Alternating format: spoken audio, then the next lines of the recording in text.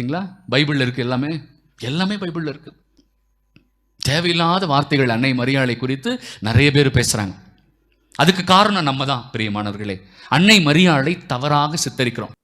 So மரியாளை குறித்து இல்லாதும் பொல்லாததும் பேசுறது நாங்கள் அல்ல, கத்தோலிக்க சபை தான். அதனால தான் உங்கள் கூட எங்களால் பயணம் செய்ய முடியாமல் வந்தோம். மார்ட்டின் லூத்தர் ஏன் 95 ஆயத்துக்களை எழுதி அங்கே ஒட்டிட்டு வெளியே வந்தார்?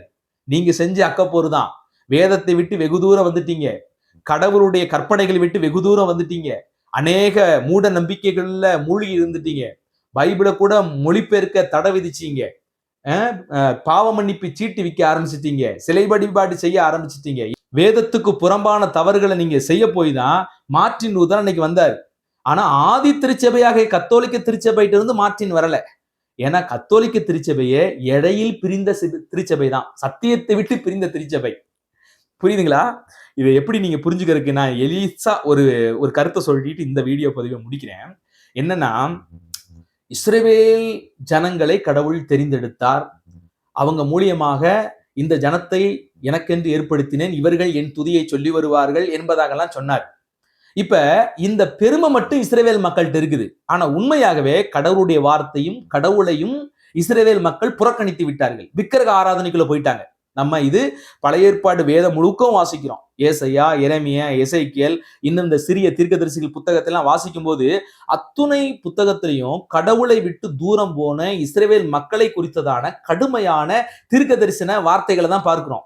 இப்படி கடவுளுடைய வார்த்தையும் கடவுளையும் விட்டு சோரம் போன இஸ்ரவேல் ஜனங்கள் சோரம் போன அந்த லைஃப்ல உட்கார்ந்துக்கிட்டு ஆதியிலேயே கடவுள் எங்களை தான் தெரிந்தெடுத்தார் தெரியுமா, நாங்க தான் ஆதி இஸ்ரவேலர்கள் என்று சொன்னா எந்த அளவுக்கு ஒரு வேடிக்கையான வார்த்தையா இருக்குமோ அது போலதான் கத்தோலிக்க சபையும் செய்யுது.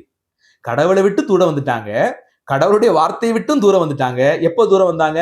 கிபி 400க்கு அப்புறம் கொஞ்சம் கொஞ்சமா இடறி இவங்க ஒரு தனி பிரிவாக, வலிமை மிக்க பிரிவாக, கான்ஸ்டான்டினுக்கு அப்புறம் இவங்க அதிகாரத்துல வந்த உடனே ஒட்டு மொத்தமா பைபிளை விட்டு, டாக்டரினை விட்டு, சத்தியத்தை விட்டு, ஆதி திருச்சபையினுடைய ஆராதனை முறைமைகளை எல்லாம் விட்டு பிரிஞ்சு வந்துட்டாங்க இவங்க. ஆனா பேசிக்கிறது மட்டும் நாங்க தான் ஆதி திருச்சபை, நீங்க தான் பிரிவினை சபை அப்படிங்கிற மாதிரி. கேட்டா அந்த கத்தோலிக்கம்ங்கிற வார்த்தைக்கு அர்த்தம் என்ன தெரியுமா அப்படின்னு இவங்க அதுக்கு ஒரு நவீன விளக்கம் கொடுத்து அதை நியாயப்படுத்த பாக்குறது. நான் என்ன சொல்றேன்னா, நீங்க மெச்சி கொள்றீங்களே, ஆதி திருச்சபை எப்படி இருந்துச்சோ அதுக்கு திரும்புங்க நீங்க. அப்ப இருந்த போப் பேரு டமாசுஸ். அவர் கிபி 382 முதலாகவே பழைய ஏற்பாடு 46, புதிய ஏற்பாடு 27 என்று பிரகடனப்படுத்தி விட்டார். 4ஆம் நூற்றாண்டிலேயே இதுதான் பைபிள் என்று பிரகடனப்படுத்தியாச்சு. தொடர்ந்து இந்த அருள்மணி என்பவர் வேதாகமத்தினுடைய புத்தகங்கள் 66 73 அப்படிங்கிற ஒரு டிபேட் போகுது. அதுல ஏதோ புரட்டஸ்டன்ட் சபை தான் அந்த 7 புத்தகங்களை தூக்கி வீசிடுச்சு, ஆனா இது பைபிளோடு தான் இருந்தது அப்படின்னு சொல்லிட்டு அவர் சில விளக்கங்களை கொடுக்கிறார். அந்த விளக்கத்துல பாத்தீங்கன்னா பாதி உண்மை பாதி பொய்யா இருக்கிறத பார்க்க முடியும். அவர் சொன்ன சில தரவுகள்லாம் பாத்தீங்கன்னா பாதி உண்மையாக இருக்கிறது, ஆனா அது இணைக்கிற சில முக்கியமான விஷயங்களை பாத்தீங்கன்னா பொய்யை கலந்து பேசுறாரு. பாதி உண்மை அப்படின்னு சொல்றது பாத்தீங்கன்னா பொய்யை விட மிக பயங்கரமானதான். இதுதான் அவர் செய்யறாரு. என்னன்னா, அப்படியே வரலாற்றை அப்படியே சொல்ற மாதிரி அப்படி அதுல தங்களுடைய கருத்தை சொல்லும்படி என்ன செய்யுதுன்னா திரித்து சில விஷயங்களை ஏமாத்திடுறது. யாரு போய் 2000 வருஷத்துக்கு அப்பெல்லாம் போய் ஆராய்ச்சி நேரடியாக பார்க்க போறாங்க, என்ன நடக்குது எது நடக்குது, இஷ்டத்துக்கு அடிச்சு விடுவோம் அப்படின்ட்டு அவர் வார்டுக்கு இஷ்டத்துக்கு அடிச்சு விடுறாரு. என்னன்னா பரிசேயர்கள் அந்த 73 புத்தகத்தை தான் பயன்படுத்தினாங்க அப்படிங்கிற மாதிரி எல்லாம் சொல்றாரு. இயேசு கிறிஸ்து பயன்படுத்தினாரு, அதனால நாங்க பயன்படுத்துறோம் அப்படின்னு சொல்றாரு. ஆனா லாஜிக்கலா நீங்க அதை நோக்கி பாத்தீங்கன்னா அதுல இருக்கிற பிரச்சனைகள் உங்களுக்கு புரியும். பழைய ஏற்பாடு என்பது யாருக்கு கொடுக்கப்பட்டது? இந்த கேள்வி வச்சுக்கோங்க.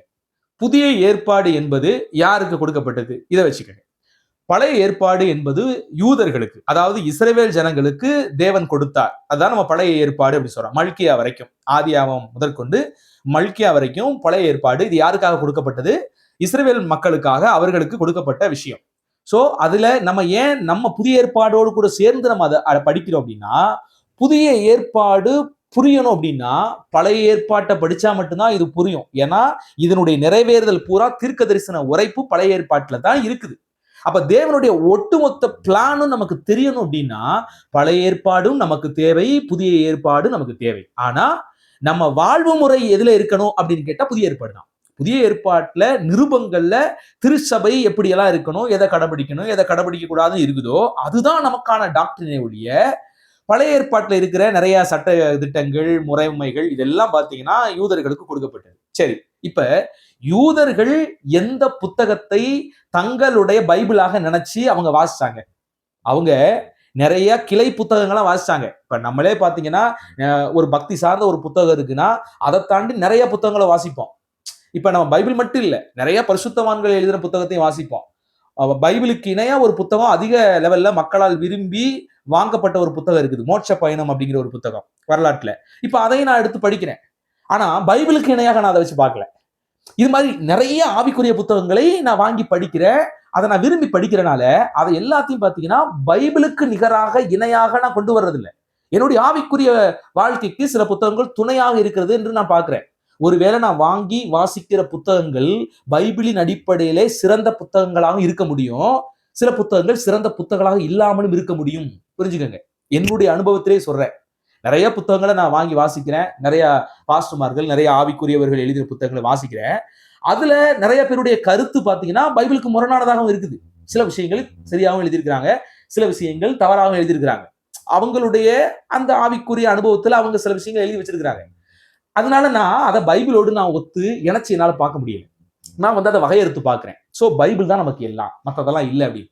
அது போல பழைய ஏற்பாட்டிலே அவர்கள் பயன்படுத்தின, அதாவது பைபிளாக அங்கீகரித்த புத்தகம் எது என்னன்னு கேட்டீங்கன்னா அவங்க 22 புத்தகம் தான் பயன்படுத்தினாங்க. அந்த 22 புத்தகம் தான் 39 புத்தகம். பழைய ஏற்பாட்டை 39 புத்தகத்தை நம்ம வச்சிருக்க பாத்தீங்களா, அந்த புத்தகத்தை தான் அவர்கள் 22ஆக வச்சிருந்தாங்க. என்ன அப்படின்னா நம்ம வந்து இந்த 1 ராஜாக்கள், 2 ராஜாக்கள், 1 நாளாகமம், 2 நாளாகமம் இப்படி வாசிக்கிறோம் பாத்தீங்களா. ஆனா யூதர்கள் பயன்படுத்துறது ஒரே ராஜாக்கள் புத்தகம் தான். அந்த 2 ராஜாக்கள் புத்தகமும் 1 ராஜாக்களும் சேர்ந்த ஒரே தொகுப்பாக ராஜாக்கள் புத்தகம் என்று வைத்திருந்தார்கள். முதல் நாளாகம புத்தகம், 2 நாளாகம புத்தகத்தை பாத்தீங்கன்னா அவங்க ஒட்டுமொத்தமாக ஒரே நாளாகம புத்தகமாக தான் பயன்படுத்தினாங்க. அதை தாண்டி சிறிய தீர்க்கதரிசிகள் புத்தகம் அப்படின்னு நம்ம வச்சிருக்கோம் பாத்தீங்களா, ஓசியா, ஒபதியா, நாகும், இந்த புத்தகம்லாம் இதெல்லாம் ஒட்டுமொத்தமாக சிறிய தீர்க்கதரிசிகள் புத்தகமாக அவங்க ஒரே புத்தகமாக வச்சிருந்தாங்க. ஆக அவர்கள் பயன்படுத்தின அந்த 22 புத்தகங்கள், அவர்கள் எதை பைபிள் என்று சொல்லி வைத்திருந்தார்களோ அந்த புத்தகத்தை மட்டும்தான் நாமளும் 39 புத்தகங்களாக பழைய ஏற்பாடு என்று கருதுகிறோம். அவர்கள் அந்த 39 புத்தகத்தை தாண்டி நிறைய புத்தகங்கள் வாசிச்சாங்க. அன்னைக்கு அந்த நாட்களில் இருந்த நிறைய பரிசுத்தவான்கள் எழுதி வைத்ததாக அவங்க நினைச்சுக்கிட்டு இருந்த, நிறைய பரிசேயர்கள் எழுதி வச்ச புத்தகமாக அவர்கள் யோசித்துக் கொண்டிருந்த சில புத்தகங்கள்லாம் இருந்துச்சு. 7 புத்தகம் மட்டும் இல்ல, அது நிறைய புத்தகம் இருந்துச்சு. அதுல தனித்துவமாக இந்த 7 புத்தகம் கொஞ்சம் பிரதானமாக அவர்கள் வேதத்திலிருந்து வெளியே பயன்படுத்தின புத்தகங்கள். அந்த புத்தகத்தை நீங்க பாத்தீங்கன்னா கிபி 300ல ஜெட்டுஜிண்ட் அப்படின்னு ஒரு கிரேக்க மொழிபெயர்ப்பு வருகிறது. அன்னைக்கு இருந்த சில ஸ்காலர்களை பயன்படுத்தி ஒவ்வொரு கோத்திரத்திலையும் குறிப்பிட்ட நபர்களை தேர்ந்தெடுத்து மொத்தம் 72 நபர்கள் ஒன்றாக சேர்ந்து அவர்கள் என்ன செய்யறாங்கன்னா எபிரேயத்தில் இருந்த அந்த வேத புத்தகத்தை அப்படியே என்ன செய்யறாங்கன்னா கிரேக்கத்துக்கு கொண்டு வர்றாங்க. இப்படி கிரேக்கத்துக்கு அவர்கள் மொழிபெயர்த்து கொண்டு வரும்போது அன்றைக்கு பரிசேயர்கள் அன்னைக்கு எழுதி வச்ச சில ஆவிக்குரிய புத்தகங்களையும் குறிப்பிட்ட 7 புத்தகங்களையும் இந்த 72 பேரும் சேர்ந்து மொழிபெயர்த்து கொண்டு வரும்போது அதையும் சேர்த்து என்ன செஞ்சிட்டாங்கன்னா மொழிபெயர்த்து வச்சுட்டாங்க புத்தகமாக. ஆனா அன்னைக்கே இந்த 7 புத்தகத்தை குறித்ததான விமர்சனங்கள் இருந்தது, மறந்துடாதீங்க. அன்னைக்கே இதை குறிச்சு அதை ஒத்துக்குருவாங்க. அன்னைக்கே இந்த 7 புத்தகத்தை குறிச்சும் பிரச்சனைகள் இருந்துச்சு. அதுக்கப்புறம் பின்பாக வந்த மார்ட்டின் லூதரும் என்ன செய்தார்னா கடுமையாக எதிர்த்தார். ஏன் எதிர்த்தாரு? ஏன் இந்த 7 புத்தகத்தை மட்டும் அவரால் இருக்க முடிஞ்சு? ஏன்னா இது காலகாலமாக இந்த 7 புத்தகத்தை தள்ளுபடி ஆகமம் என்று இவர்கள் சேர்த்து வச்சிருக்காங்கல்ல, அதை குறிச்சதான விமர்சனங்கள் இருந்தது. இதை ஏத்துக்க கூடாது அப்படின்னு. ஏன் ஏத்துக்க கூடாது? இதை எபிரேயர்களே, பழைய ஏற்பாட்டு எபிரேயர்களே பைபிளாக அதை அங்கீகரிக்கல. 27 புத்தகத்தை குறித்து எந்த பிரச்சனையும் இல்லை.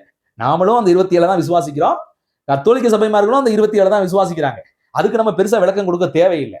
மற்ற புத்தகம் புதிய ஏற்பாட்டிலையும் நிறைய ஏகப்பட்ட புத்தகங்கள் எழுதி வச்சிருந்தாங்க. அதை நாம் வேதமாக அங்கீகரிக்கல, அதையே அவங்களும் அங்கீகரிக்கல, நாமளும் அங்கீகரிக்கல. புரியுதுங்களா? ஆக பழைய ஏற்பாட்டு புத்தகத்துல தான் இன்னைக்கு இருக்கிற அந்த 7 புத்தகத்தையும் இணைக்கப்பட்டு பிரச்சனைக்குரிய புத்தகம்.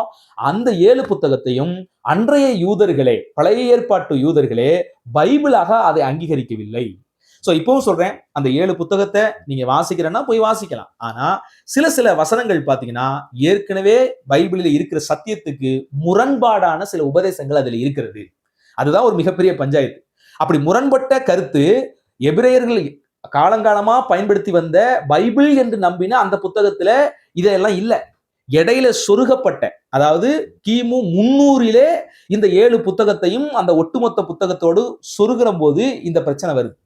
புரிஞ்சிருப்பீங்க. இதையெல்லாம் தாண்டி எளிமையா உங்களுக்கு ஒரு வார்த்தை சொல்றேன். அதாவது இந்த 7 புத்தகத்தையும் நாங்க ஒன்னும் தள்ளுபடி பண்ணல.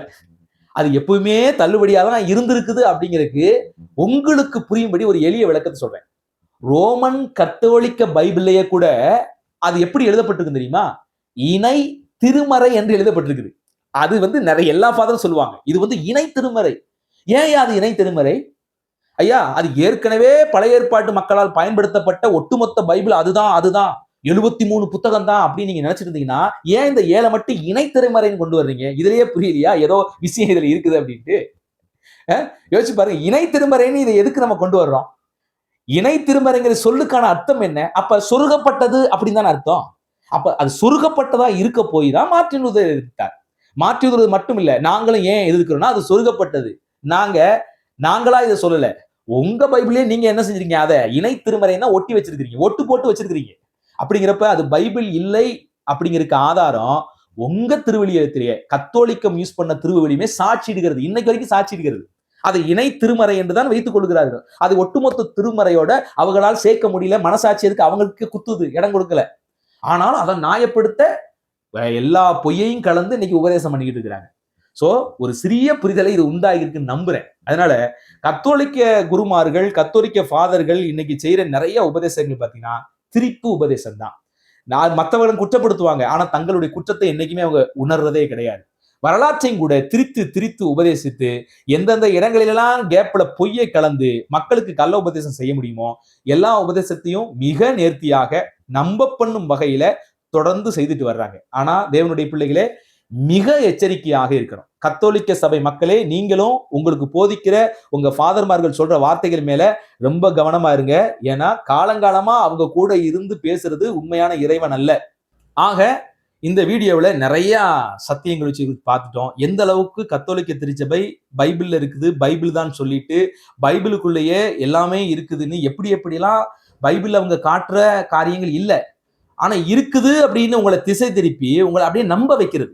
எதுக்காகனா, ஓ பைபிள் இருக்கா, ஃபாதரே சொல்லிட்டாரு அப்படின்னு உங்க இருதயத்தை நம்ப வச்சு ஏதோ ஒரு வசனத்தை காமிச்சு பாருங்க இருக்குதா அப்படிங்கிற மாதிரி காமிச்சிட்டு போறது. இது ஒரு மிகப்பெரிய வஞ்சகமான போதனை, இது தந்திரமான போதனை இது. ஆனா பைபிள் நம்ம போய் எடுத்து வாச்சோம்னா அந்த மாதிரியான உபதேசம் எங்கேயுமே இல்லை. ஸோ நிறைய விடயங்களை பார்த்தோம். முதலாவதாக நம்ம பார்த்தோம், அன்னை மரியாள் நம்ம கூடவே இருக்கிறாங்க அப்படின்னு எங்கேயாவது பைபிள்ல வசனம் இருக்குதா? இல்லை. எந்த ஆதாரமும் பைபிள் அப்படி இல்லை. சரிங்களா? இவர் காண்பிக்கிற வசனம் முரணான ஒரு எடுத்துக்காட்டாக இருக்கிறது என்பதை பார்த்தோம். சரி, மரித்தவர்கள் எங்கேயாவது அவங்க கிட்ட போய் உங்கள் வழியாக நாங்க கடவுள்கிட்ட வேண்டிக் கொள்றோம் அப்படிங்கிற கான்செப்ட் எங்கேயாவது பைபிள் இருந்துச்சா? இல்லை. உயிரோடு இருக்கும்போது உயிரோடு இருக்கிறவர்களை நோக்கி எங்களுக்காக ஜெபித்துக் கொள்ளுங்கள் என்ற வார்த்தை பைபிளில் இருக்கிறதே ஒழிய, மரித்து போன நபர்களை பார்த்து எங்கேயாவது யாராவது எங்களுக்காக வேண்டிக் கொள்ளுங்கள் என்கிற கான்செப்ட் இருக்குதான்னு கேட்டா இல்லை. உங்களுக்கும் கடவுளுக்கும் எதுவும் பகை கிடையாது. அதனால இங்க கடவுள்கிட்ட நேரடியாவே என்ன செய்யலாம்? ஜெபிக்கலாம். அது மாதிரி அற்புதங்கள் எங்கேயாவது மரியாள் மூலமாக கடவுள் அற்புதம் செய்ததாகவோ அற்புதம் செய்வார் என்பதாகவோ ஆதி திருச்சபை விசுவாசித்ததா? அதற்கு வேதாகமத்தில் எங்காவது ஒரு ஆதாரம் இருக்கிறதான்னு கேட்டா எங்குமே இல்லை. அப்போஸ்தலரை கொண்டு அவர்கள் உயிரோடு இருக்கிற காலத்திலே இறைவன் என்ன செய்தார்? அற்புதம் செய்தார். இப்போதும் இறைவன் அற்புதம் செய்ய முடியும். ஆனா செத்து போனவங்களை வச்சுதான் அற்புதங்களை செய்ய வேண்டும் என்கிற அவசியம் இல்லை. உதாரணத்துக்கு நீங்க ஆண்டவர் சொன்னார்ல, அந்த மரித்து போன லாசரு ஐஸ்வர்யவனுடைய ஓமையை எடுத்து பாருங்க. செத்து போனவனை உயிரோடு கொண்டு போய் சொன்னா அவங்க எல்லாம் மனம் திரும்பிடுவாங்க அப்படின்னு அந்த ஐஸ்வர்யவான் கேட்டுக்கொண்டது போது அது நடக்கல. அவங்களுக்கு மோசையினுடைய பிரமாணம் அங்க இருக்குது, அது போதும் அப்படின்ட்டாரு ஆண்டவர். அப்ப மரித்து போனவர்களை கொண்டு நமக்கு ஒரு அற்புதம் செய்வாரு அப்படிங்கிற ஒரு நம்பிக்கை வேதத்தின் அடிப்படையினானது இல்லை. இதுவுமே அவர் சொன்னது ஒரு மிகப்பெரிய பொய் என்று பார்த்தோம். கடைசியாக அன்னை மரியாள் பரிசுத்தாவியால் நிரப்பப்பட்டிருந்தாங்க.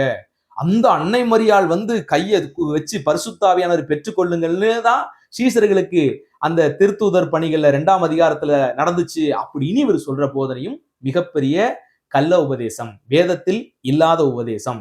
அந்த 120 பேரோடு கூட அன்னை மரியாளும் ஒருவராக இருந்து அந்த கூட்டத்திலே பரிசுத்த ஆவியானவரை பெற்றார்கள். ஏனென்றால் அவர்கள் இயேசு கிறிஸ்துவை இரட்சகராக அங்கே ஏற்றுக்கொண்டு ரட்சிக்கப்பட்டு அவர்களும் பரிசுத்த ஆவியானுடைய அபிஷேகத்தை பெறும்படி அவர்கள் காத்திருந்தார்கள். அப்படித்தான் அந்த இடத்துல வசனங்கள் இருக்குது. அவர்களும் காத்திருக்கிறார்கள், அவர்களும் அபிஷேகம் பெற்றதாக நம்ம வேண்டுமானால் அந்த சத்தியத்தின் அடிப்படையில் நம்பலாமே ஒழிய அன்னை மரியாள் கையை தூக்கி வச்சுதான் எல்லாரும் அபிஷேகம் இது இல்லை. சோ எந்த அளவுக்கு பாருங்க, இன்னும் வண்டி வண்டியா அள்ளலாம் போல அந்த அளவுக்கு வேத புரட்டல்களை தொடர்ச்சியா செய்யறாங்க. இன்னும் ஒரு வீடியோவில் நான் தேவைப்பட்டால் நான் தொடர்ந்து இந்த காரியத்தை குறித்து நான் பேச விரும்புகிறேன். ஆக தேவனுடைய பிள்ளைகளே, யாராவது பைபிள்ல இது இருக்குது அப்படின்னு சொல்லி ஏமாத்தி உங்களை எப்படி வேணாலும் மடைமாத்த முடியும். உங்க கையில கிருபையா அன்னைக்கு இருந்த கத்தோலிக்க சபையினுடைய அந்த தவறான புரிதலை உடைத்து பரிசுத்த ஆவியானவர் உங்க தாய்மொழியில பைபிளை கொண்டு வந்துட்டார். இந்த வார்த்தை ரொம்ப முக்கியம். ஏன்னா அந்த நாட்கள்ல அவங்க தாய்மொழியில பைபிள் மொழிபெயர்க்கப்படுவதையே கத்தோலிக்க சபை எதிர்த்தது. அதற்காக சிலரை கொன்று அழித்தது. இது வரலாற்றிலே பதிக்கப்பட்ட உண்மை. ஆனா பரிசுத்த ஆவியானவர் அவர்களுடைய அறியாமையெல்லாம் அடக்கி ஒடுக்கி தம்முடைய திட்டத்தையும் சித்தத்தையும் இன்னைக்கு தெளிவா செஞ்சிருக்காரு. உங்க தாய்மொழியில இன்னைக்கு பரிசுத்த வேதாகம் நம்ம கையில என்ன செய்யுது, இன்னைக்கு இருக்குது. இந்த பரிசுத்த வேதாகமத்தை எடுத்து நீங்க என்ன செய்யுங்க, ஒரு சொல்லுகிற கூற்று உண்மையிலேயே பைபிள்ல இருக்கான்னு ஆராய்ஞ்சு பாருங்க. சம்பந்தம் இல்லாம ஒரு விளக்கத்தை கொடுக்குறாரா, இல்லது அவர் சொல்லுகிற விளக்கம் உண்மையாகவே இருக்குதா அப்படின்னு மேலும் கீழும் வசனத்தை ஆராய்ந்து பார்த்து சரியான சத்தியத்தை அறியுங்கள். சத்தியத்தை அறியுங்கள். சத்தியமே உங்களை விடுதலையாக்கும். God bless you.